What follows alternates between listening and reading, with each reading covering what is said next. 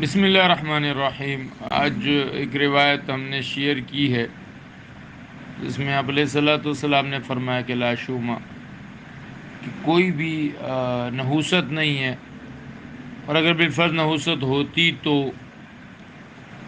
وہ ان تین چیزوں میں ہوتی: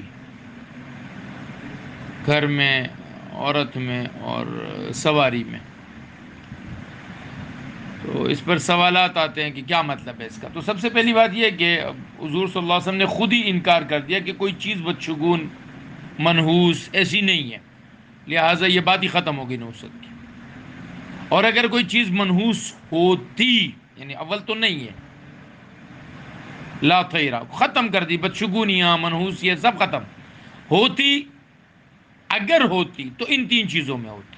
کیا مطلب؟ اب یہ چونکہ حضور صلی اللہ علیہ وسلم نے کوئی وضاحت نہیں کی تو علماء نے مختلف وضاحتیں کی ہیں۔ نمبر ایک، یہ تینوں چیزیں نحوست کا سبب بیوں معنی ہوتی ہے کہ ان کی وجہ سے انسان پر نظر لگ جاتی ہے، اور حضور صلی اللہ علیہ وسلم نے فرمایا کوئی چیز اگر تقدیر پر سبقت لے جا سکتی ہے تو وہ نظر لے جا سکتی ہے۔ آدمی کے پاس اچھی سواری آئے گی، وہ نظر لگ جائے گی، بڑا مکان، خوشادہ مکان آئے گا تو وہ نظر لگ جائے گی، اور بیوی اچھی ہو دین و دنیا کے اعتبار سے، مزاج اور خوش شکلی کے اعتبار سے، تو وہ نظر لگ جائے گی، تو اس کے لیے یہ چیزیں منحوس ہو گئی۔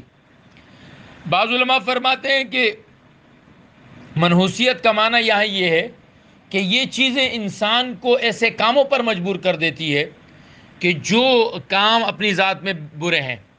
مثلا ایک آدمی اگر اچھا مکان، اچھی سواری، اچھی بیوی مل گئی، وہ غرور و تکبر میں مبتلا ہو جاتا ہے۔ جس کو یہ نہیں ملی وہ احساس کمتری میں مبتلا ہو کر پھر حرام و حلال کی تمیز کو چھوڑ دیتا۔